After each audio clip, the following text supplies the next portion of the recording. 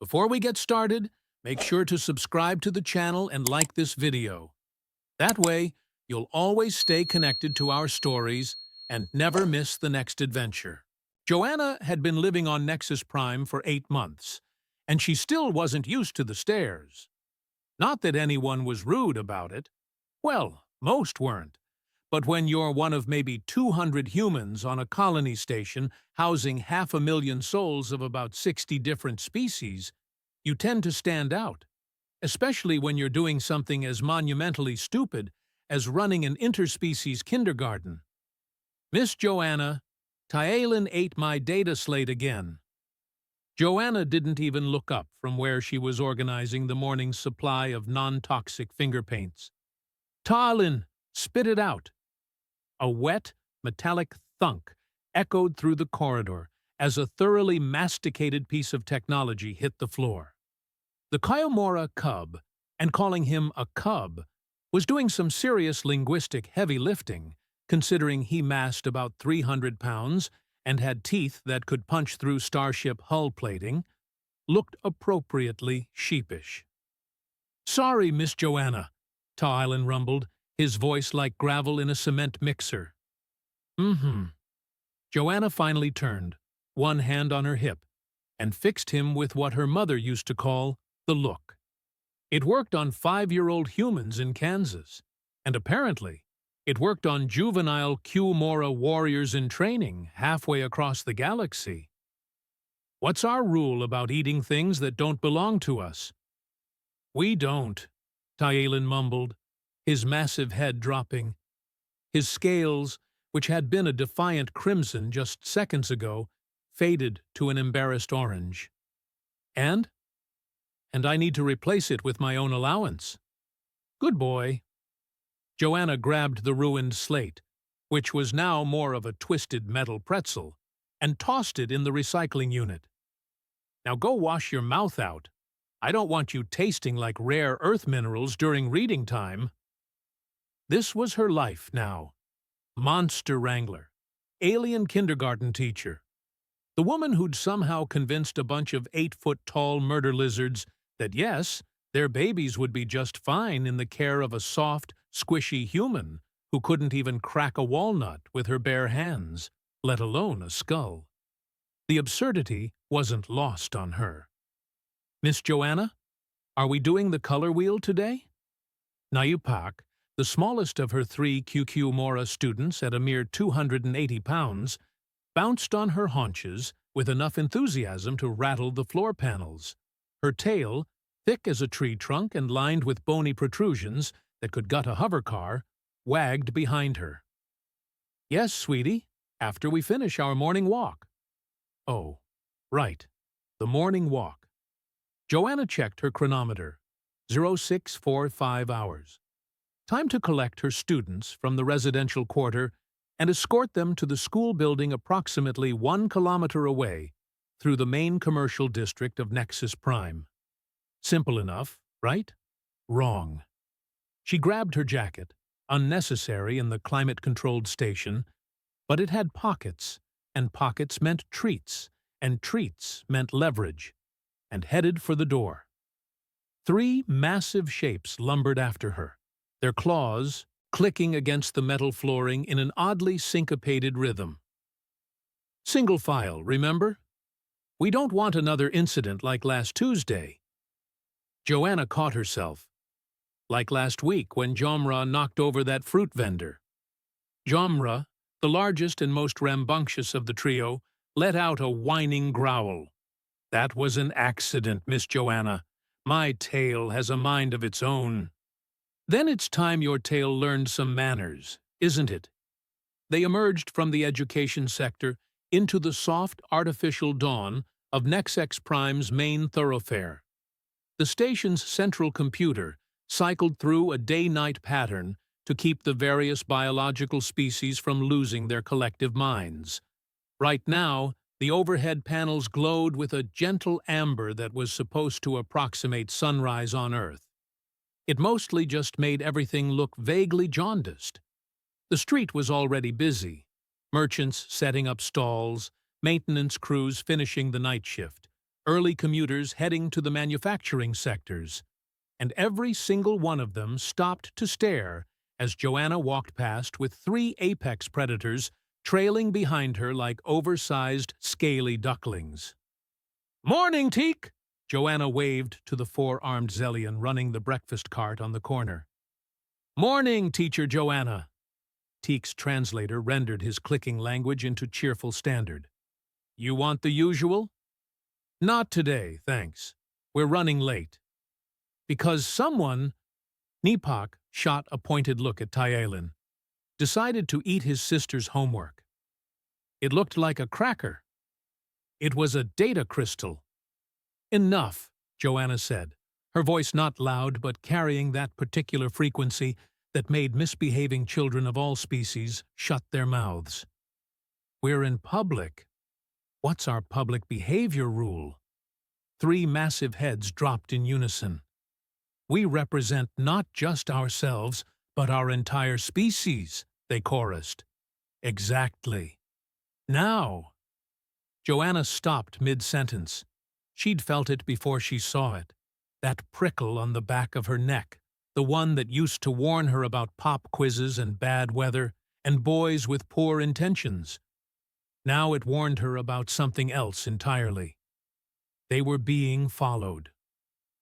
Joanna turned slowly, casually, as if she were just checking to make sure her students were keeping up. And there, about 20 paces back, was a Kyukyumora warrior in full ceremonial armor.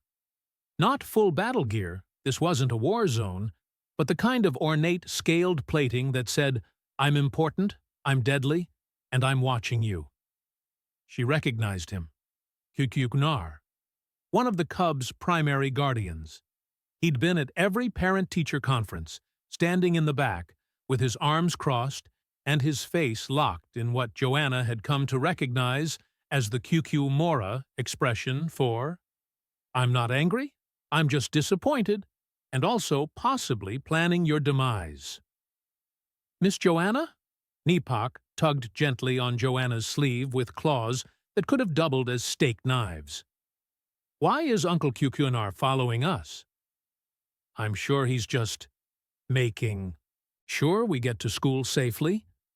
"But we always get to school safely." "Yes, well." Joanna resumed walking. "Maybe he's taking a morning stroll." "In full armor?" Kids, too observant for their own good, regardless of species. They continued down the main thoroughfare, past the hydroponic gardens where the plant-based species cultivated their food, past the crystal singing halls where the melodian musicians practiced their craft, past the dozen other micro-environments that made Nexus Prime feel less like a space station and more like a shopping mall designed by someone on really interesting drugs. And with each block they walked, more warriors appeared. First it was just Kyukyunar, maintaining his respectful distance like some sort of overly armed chaperone. Then another warrior emerged from a side corridor, this one female, her scales a deeper green than Kyukyunar's forest tones, a plasma rifle strapped across her back. Then another, and another. By the time they reached the 3rd intersection, Joanna had counted at least 8 fully armed Kyukyumora warriors following them in a loose formation. They didn't approach. They didn't speak. They just followed. Taylin ventured, his voice uncertain. "Miss Joanna, I think we have an escort." "I noticed. Is that normal?" Joanna paused at a crossing, waiting for the transit pod to glide past before leading her little parade across the street.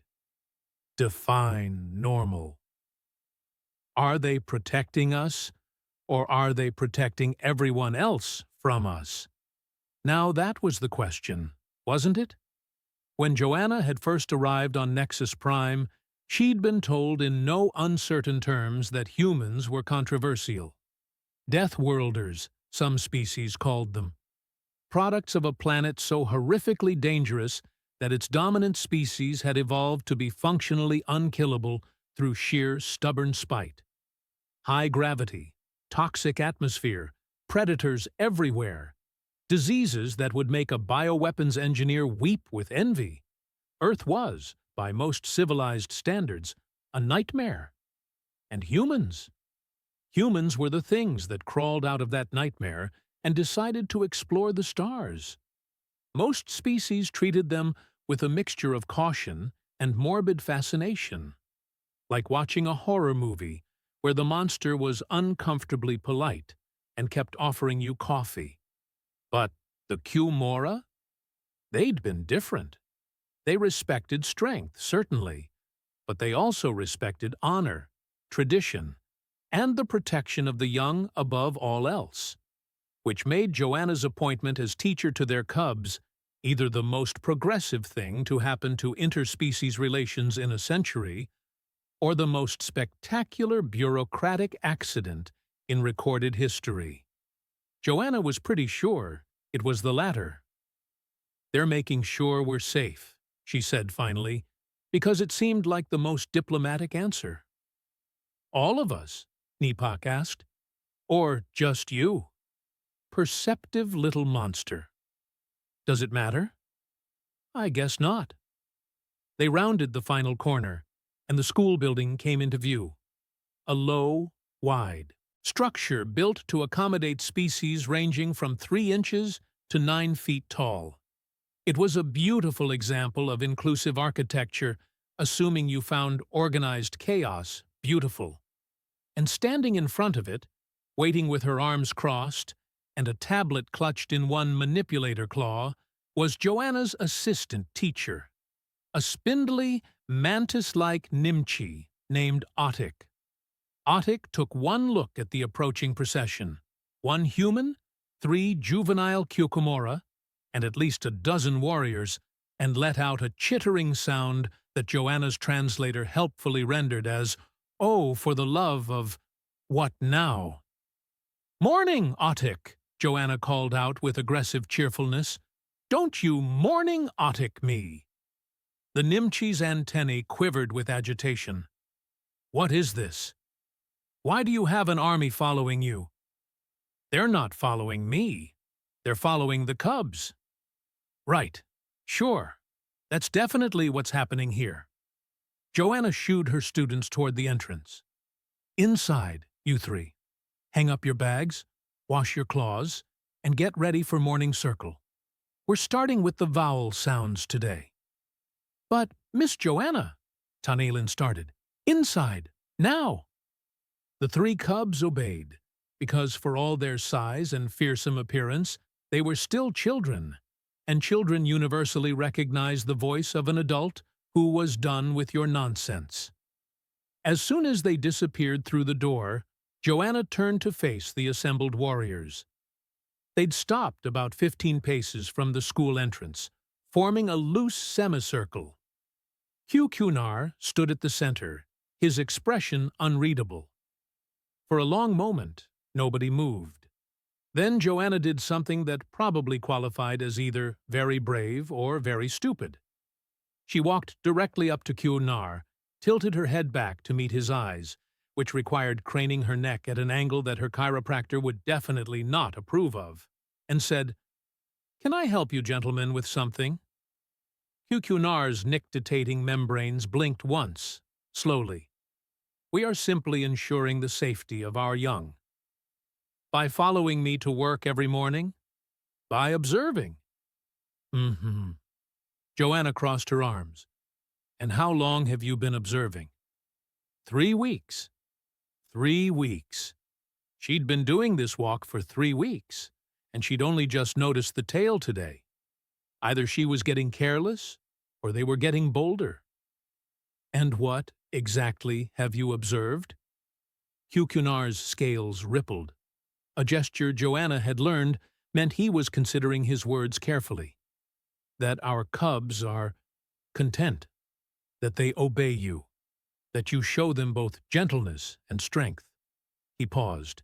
"It is unexpected. Because I'm human? Because you are small." Fair point. Joanna had learned, in her 8 months on Nexus Prime, that small was the Kiwamora way of saying, We could accidentally step on you and not notice until we scraped our boot clean. It wasn't meant as an insult, just a statement of fact, delivered with the kind of blunt honesty that her grandmother would have appreciated. Small doesn't mean weak, Joanna said, which was a lie. She absolutely was weak by Kyukyumora standards, but it sounded good, and sometimes perception mattered more than reality. Kyukyunar's head tilted, an almost bird-like gesture that looked deeply strange on something built like a tank with teeth. No, he agreed slowly. It does not. He turned and gestured to the other warriors. As one, they fell back another 10 paces, melting into the morning crowd with surprising grace for creatures that could bench-press a hover car. Atik was still standing by the school entrance, all 4 of her arms crossed now in what Joanna recognized as maximum disapproval posture. You know this is insane, right? Having a military escort for a kindergarten teacher? It's not an escort. It's an observation. It's weird, is what it is. Weird is relative. Joanna brushed past her assistant and into the school. Did you get the art supplies I requested? Yes, but wait. Are we not going to talk about the warrior parade that just happened? What's there to talk about? They're concerned parents. Well, concerned guardians. Whatever the Kyumora equivalent is. Joanna headed down the hallway toward her classroom, her footsteps echoing in the empty corridor. It's actually kind of sweet when you think about it. Sweet. Right. Nothing says sweet like a dozen apex predators stalking you through the commercial district. They weren't stalking, they were supervising from a distance. Atik made a sound like wind chimes having an anxiety attack. You're impossible. I'm adaptable. There's a difference. The classroom was exactly as she'd left it the previous afternoon. Colorful floor cushions arranged in a circle, the walls covered in student artwork that ranged from abstract to possibly a crime scene, and the faint smell of whatever cleaning solution the maintenance bots used that smelled vaguely like cinnamon and regret. Joanna loved it.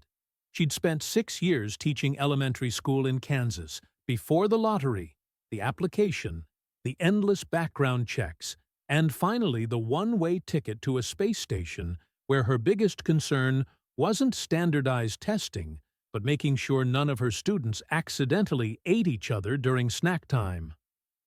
All right, she said, dropping her bag on the desk and pulling out her lesson plans.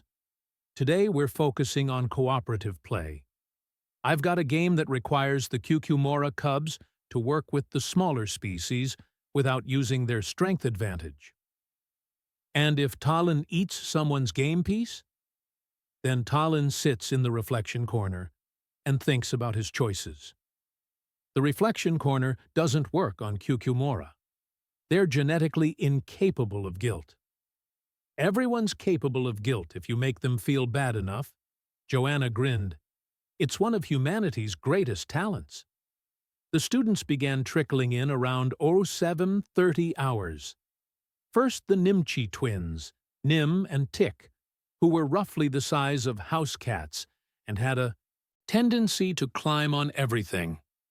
Then the gelatinous blob creature who communicated through color changes and was, improbably, the sweetest child Joanna had ever taught. Then the Jot siblings, Jot and Innie, who looked like someone had crossed a teddy bear with a fennec fox and given the result the ability to speak in rhyming couplets. And finally, her 3 Kyumora students, freshly washed and smelling like whatever industrial-strength soap the school provided for species with scales. Good morning, class. Joanna clapped her hands together. Everyone to the circle, please. Talin, that means you too. I can see you trying to sneak toward the supply cabinet. I wasn't sneaking, Talin protested, but he lumbered over to the circle anyway. settling onto a reinforced cushion that creaked ominously under his weight. Today, we're going to talk about teamwork, Joanna began, settling cross-legged on her own cushion. Can anyone tell me what teamwork means? Nim's antenna shot up. Working together. Very good, Nim. And why is teamwork important? Because some things are too big for one person to do alone, burbled, their translucent form shifting to a thoughtful purple. Exactly. Now, I have a special game for us today. It's called Bridge Builders. Joanna pulled out a box filled with various connecting pieces, magnetic rods, joint connectors, stabilizing platforms.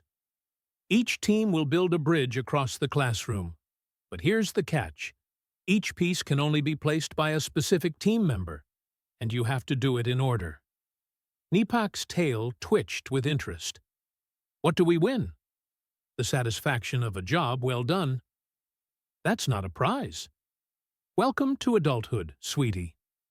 The game went about as well as could be expected, which was to say it was controlled chaos with periodic outbreaks of someone crying or eating something they shouldn't. Tylin knocked over half his team's bridge with an errant tail swipe. Jot got stuck between two connectors and had to be freed by Otik. Accidentally dissolved one of the magnetic rods because apparently their particular species secreted acid when stressed. But they were learning. Slowly. Painfully. With frequent breaks for tears and snacks. This was teaching.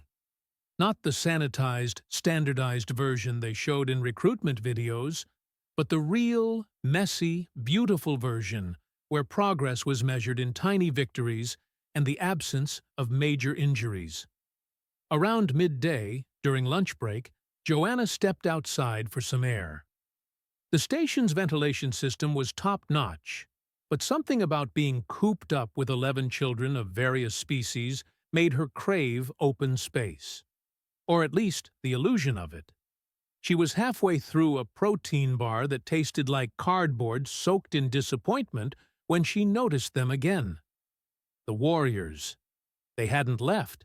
They'd taken up positions around the school perimeter, some on nearby rooftops, some in the plaza across the street, some just leaning against walls with the studied casualness of people who wanted you to know they weren't watching while absolutely watching. Hukunar was the closest, maybe 30 paces away, talking with two other warriors. His back was to her, but Joanna had the distinct impression that he knew exactly where she was. "They've been there all morning," Otik said, appearing beside her with the unnerving silence that was apparently standard for her species. Just standing, watching. Maybe they're bored. Warriors don't get bored. They get focused. On what? That's the question, isn't it? Joanna crumpled the wrapper of her protein bar and tossed it in the recycling unit. As long as they're not bothering anyone. Teacher Joanna. One of the administrative staff, a floating jellyfish-like creature whose name Joanna could never quite pronounce, came drifting over with urgency. "There's a situation developing in the plaza. The Ontarii are staging some kind of demonstration." Joanna's stomach dropped. What kind of demonstration? The anti-human kind, I'm afraid. Of course, because her day wasn't complicated enough, the Ontarii were a crystalline species, all angles and refracted light, beautiful in the way that broken glass was beautiful. They were also deeply conservative, deeply traditional, and deeply convinced that humanity was a dangerous contamination that needed to be contained before they infected the rest of the galaxy with their Death Worlder nonsense. Normally, Joanna ignored them. They had their protests, they filed their petitions, they made their speeches about the sanctity of proper civilization. It was all very democratic and very tedious. But if they were demonstrating near the school— "Show me," Joanna said. She followed the floating administrator to the plaza-facing window and looked out. There were maybe 50 of them, all holding photonic signs that flickered with slogans in standard. Protect our children. Humans go home. Death worlders have no place here. And at the front, speaking into an amplifier, was Millix, a particularly vocal Ontarii council member who'd made opposing human integration his personal crusade. Cannot allow our young to be influenced by a species that evolved from violence. His voice carried across the plaza, sharp and clear. The Kuumora have made a grave mistake trusting their cubs to a human. It is our duty to correct this error before tragedy strikes.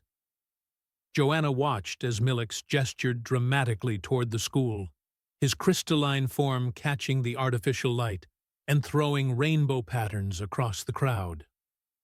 "Well," she said quietly, "this is going to be a problem."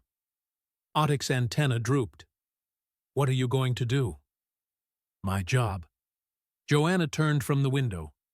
"When school lets out, I'm walking those cubs home, same as always." "Through that?" Otic gestured at the protest. "Through that? You're insane." "Probably." Joanna headed back to the classroom. "But those kids are counting on me to get them home safe. And I'm not about to let some angry crystals with signs change that." She didn't mention the warriors still positioned around the perimeter. She didn't mention that her hands were shaking slightly, or that her heart was doing that uncomfortable thing where it tried to climb out of her throat. She just went back to teaching colors and shapes and the proper way to share toys without biting anyone. Because that's what teachers did. Even the insane ones. The afternoon dragged with the kind of agonizing slowness that only happened when you knew something unpleasant was waiting for you. Joanna taught fractions using snack portions, which resulted in Tallinn trying to argue that he deserved more because he was bigger, a debate that consumed 20 minutes and ended with everyone getting exactly the same amount out of spite.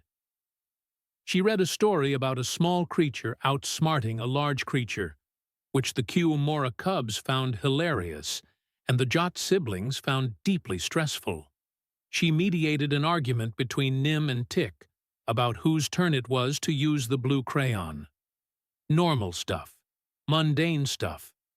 The kind of stuff that kept her grounded when her brain kept trying to spiral into worst-case scenarios about what was waiting outside.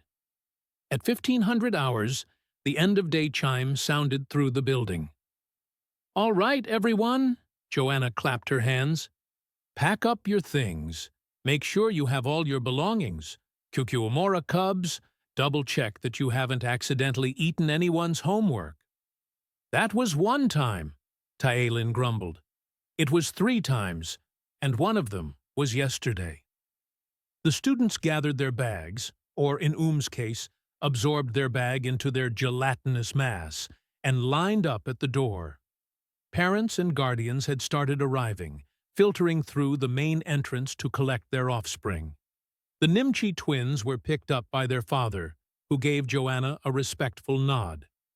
Was collected by their pod parent, a larger gelatinous blob who communicated entirely through pleasant humming sounds.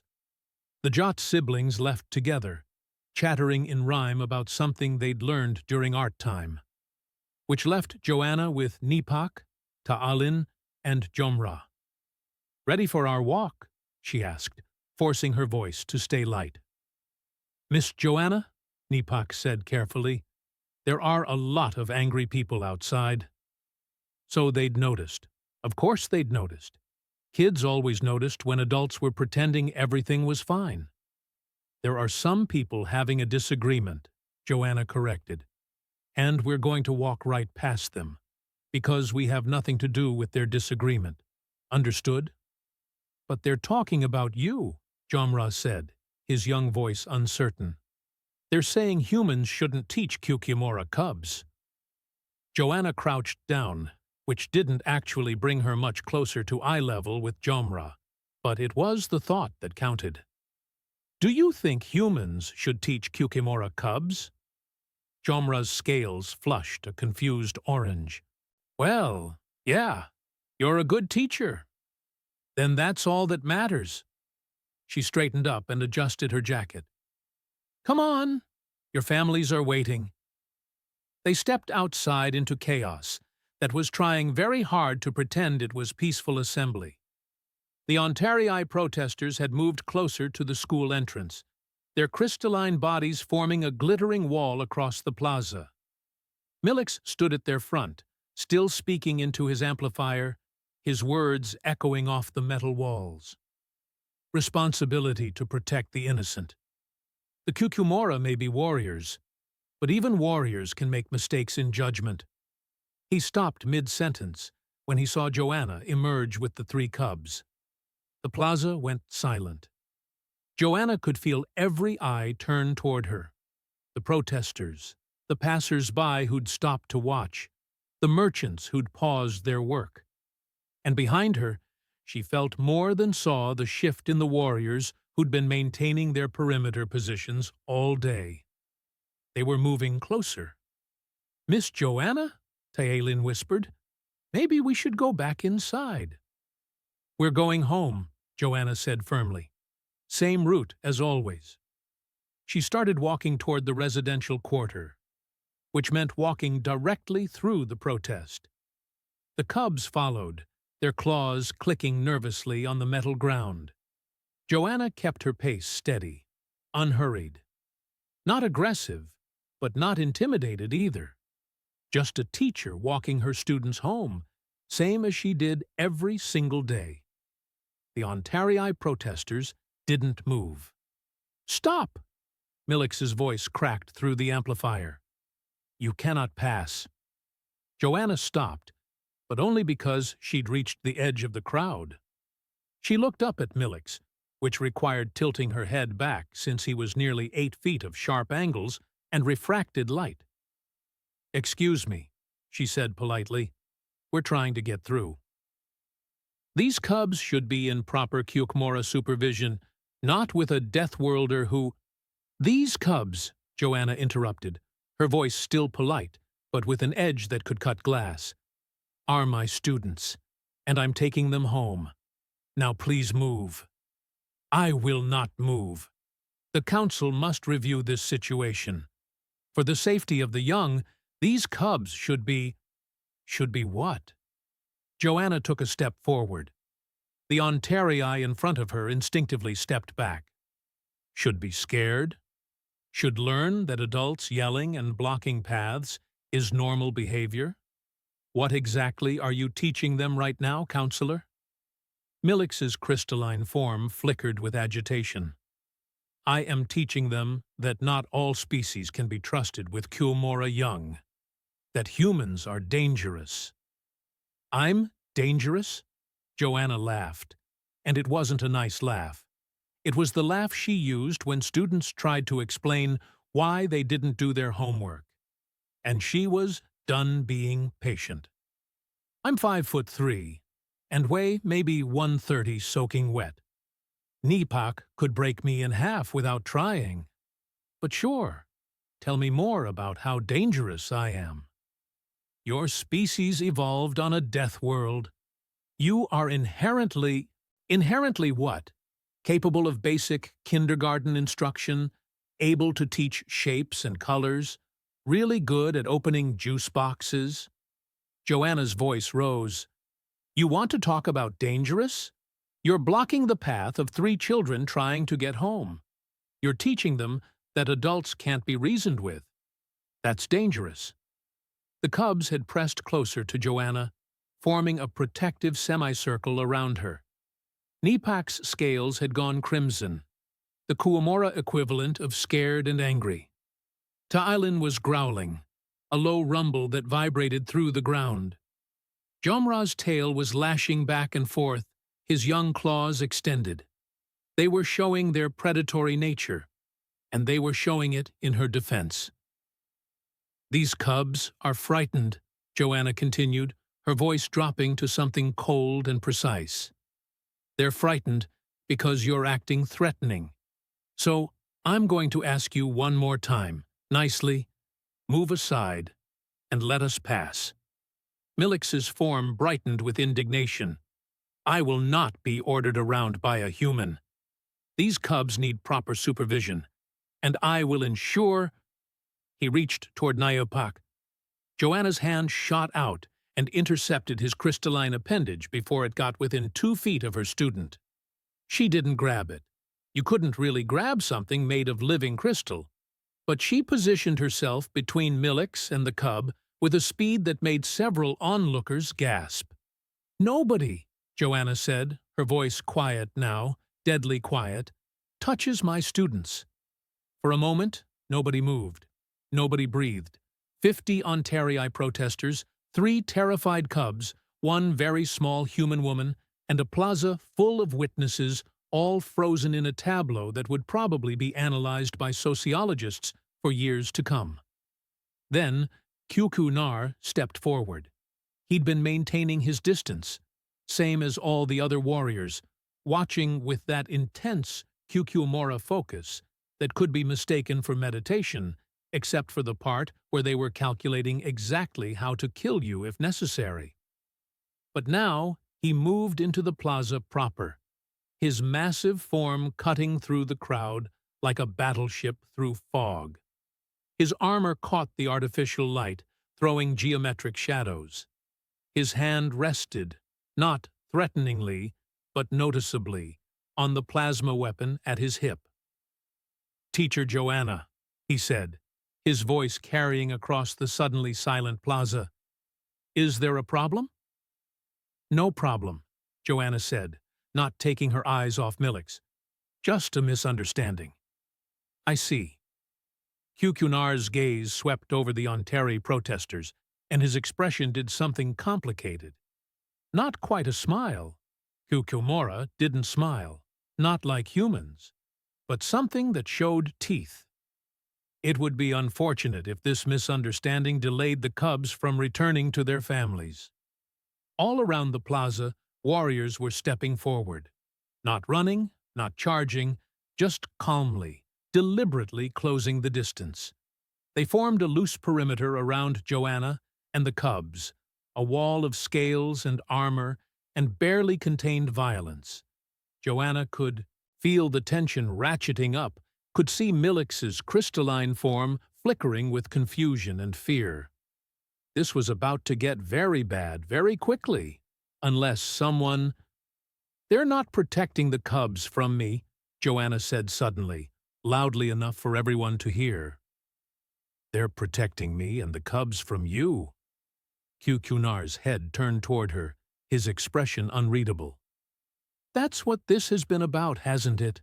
Joanna continued, pieces clicking together in her mind. "The morning escorts. The warriors around the school all day. You weren't following me because you didn't trust me." "No," Nar agreed quietly.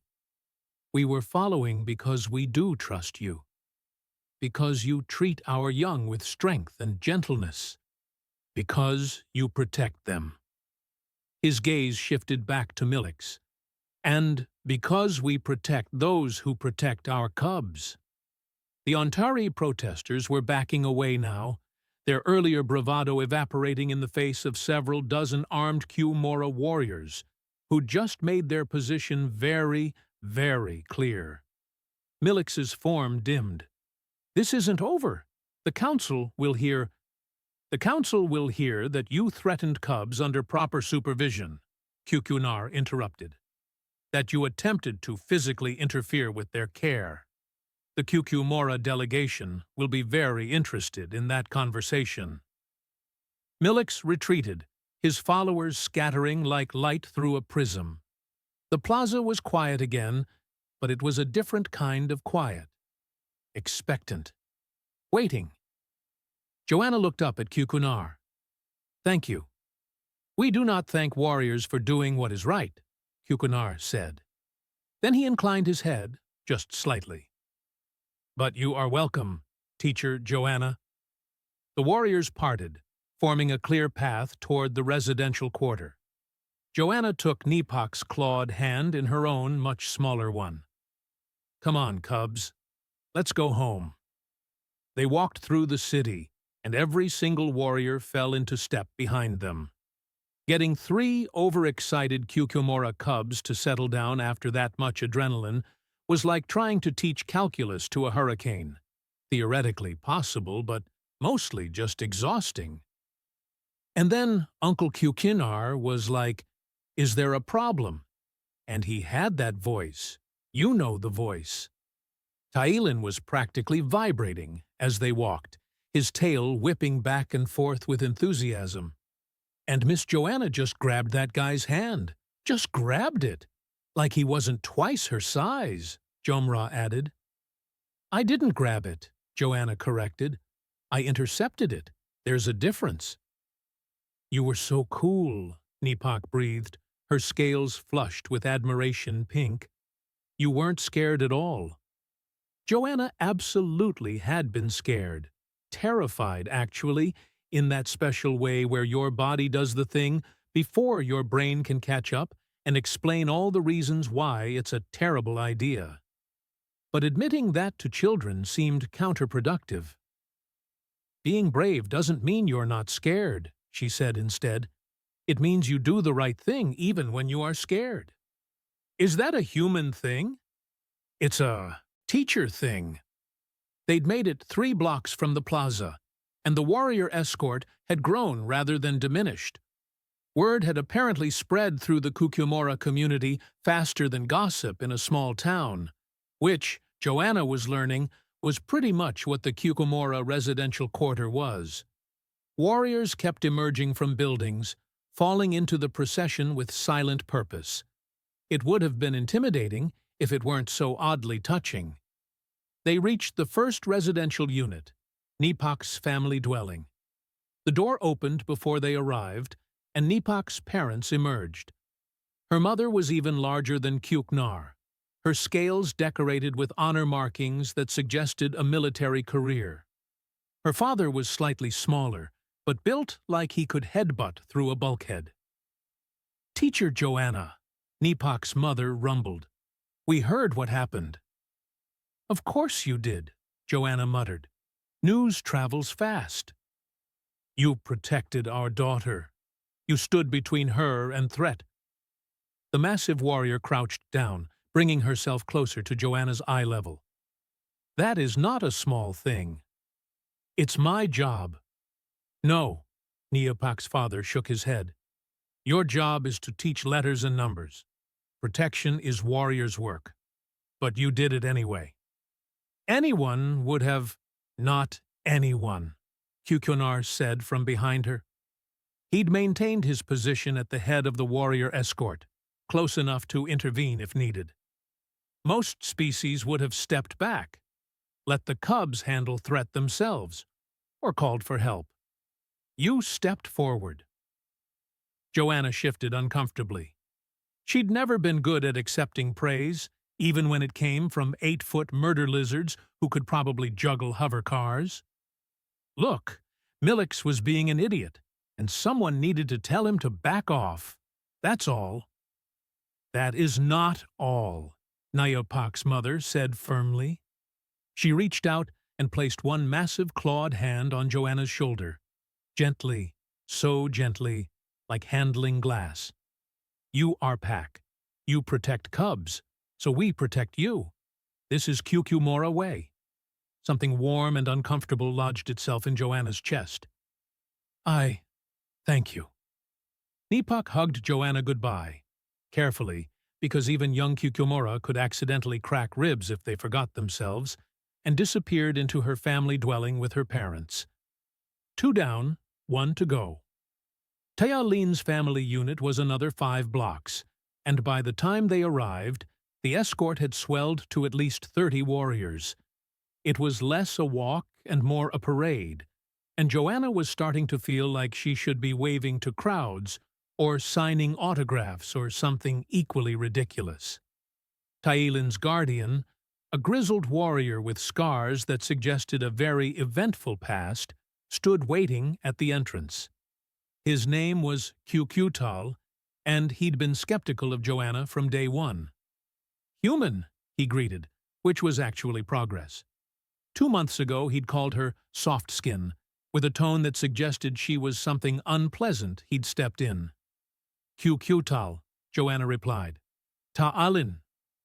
Tal's gaze shifted to his charge. You ate another data slate today. How did you? Talin's scales flushed guilty orange. Because you always eat data slates. It is your nature. Tal's attention returned to Joanna. You handled the Ontarii well. Millix is fool, but dangerous fool. He has support on council. I noticed. There will be more protests, more attempts to remove you from position. Probably. And you will continue teaching cubs anyway. It wasn't a question, but Joanna answered it anyway. Yes. Tal nodded slowly. Good. Tyalin needs firm hand and strong will. His scarred face did something that might have been a smile. You have both. That's probably the nicest thing you've ever said to me. Do not let it go to your soft head. Ta'alin said his goodbyes and followed Tal inside, still chattering about the day's excitement, which left Joanna with Jomra and an escort of increasingly conspicuous warriors. Jomra's dwelling was the furthest, nearly at the edge of the residential quarter. His family situation was complicated, raised by a collective of warriors rather than traditional parents. Something about honor debts and clan obligations that Joanna didn't fully understand and wasn't sure she was supposed to ask about. But Kukunar was part of that collective, which explained why he'd taken such particular interest in the cubs' education. They walked in silence for a while, the only sounds the clicking of claws on metal and the ambient hum of the station's systems. Miss Joanna, Jomra said eventually, his voice small. Were you really not scared? I was terrified, Joanna admitted. Still am, a little. But you didn't show it. That's part of being a grown-up. We're scared all the time. We just get really good at pretending we're not. She glanced down at him. Why? Are you scared?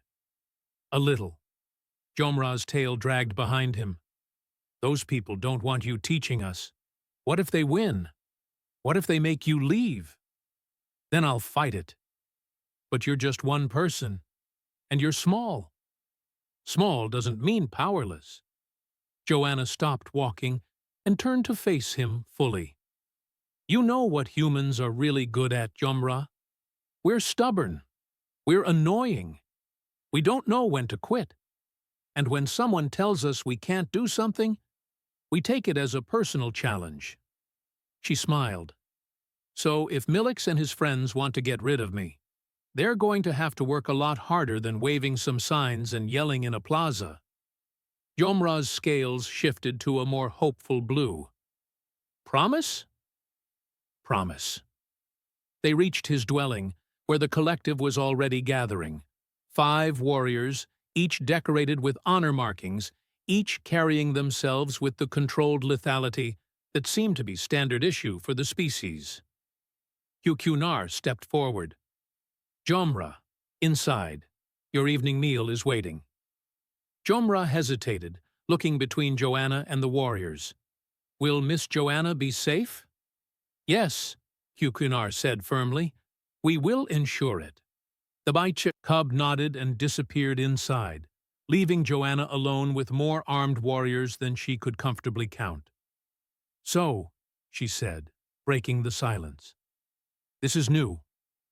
This is necessary, Kukunar corrected. What happened today will not be isolated incident. Millix has allies. They will try again. And you're going to… What? Follow me everywhere? We are going to make clear that you are under Mora protection. That harm to you is harm to our cubs, and harm to our cubs is… He trailed off, letting the implication hang. Death and destruction? Something like that. Joanna should have found it disturbing, should have been uncomfortable with the idea of needing protection, of being treated like something fragile that required guarding. She'd spent her whole life being independent, capable, someone who solved her own problems. But standing there, surrounded by warriors who'd spent the day watching over her, who'd stepped forward when she needed them, who were offering protection not because they thought she was weak, but because they recognized she was important. It wasn't so bad, actually. "Thank you," she said quietly, "for today, for stepping in." "You stepped in first," Hugh Kunar pointed out. "We simply followed your example. I didn't do anything special. You stood between threat and cubs without hesitation. You faced down 50 protesters with nothing but words and courage. You did what warriors do." He paused. "What good warriors do." Joanna felt that uncomfortable warmth in her chest again. "I'm just a teacher." "No," Hugh Kunar said. "You are teacher who makes warriors proud to follow. There is difference." The other warriors rumbled their agreement, a sound like distant thunder, felt more than heard. "Well," Joanna said, because she was dangerously close to getting emotional, and that seemed unprofessional. "I should get home. I have lesson plans to finalize for tomorrow." "What are you teaching?" "Finger painting." Hugh Kunar's expression did something complicated. "Finger painting." "Yep. We're doing self-portraits. Should be interesting with claws. You are either very brave or very foolish. Can't I be both?" "Yes," Hugh Kunar said, and this time he definitely smiled. "I believe you can." The warriors escorted her back to her own small apartment in the human quarter, which was really just 3 converted cargo modules that someone had optimistically labeled residential units. They took up positions around the building, casual but present. Joanna climbed the stairs to her unit, unlocked the door, and stepped inside. Her apartment was exactly as she'd left it that morning. Tiny kitchen, tinier living space, bedroom that could charitably be described as cozy and accurately described as claustrophobic.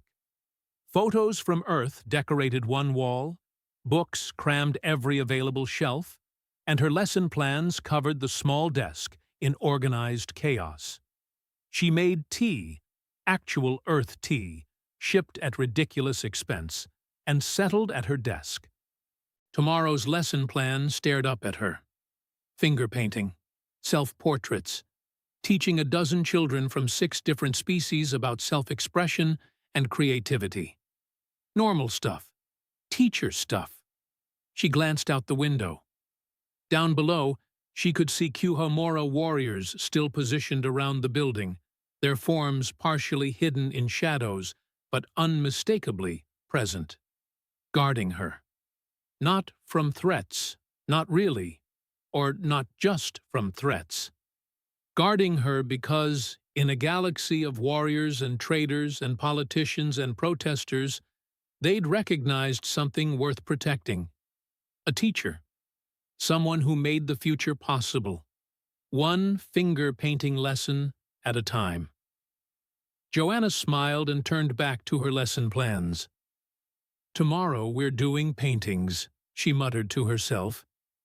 "That should be interesting with claws."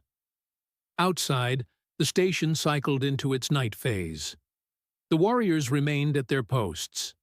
And somewhere in the residential quarter, 3 Kuhumora cubs were probably driving their families crazy with excited recounting of the day's events. Just another day on Nexus Prime. Just another day in the life of a teacher who'd walked predator cubs to school and found that every warrior in the city walked behind her. Not because they had to, but because she'd earned it.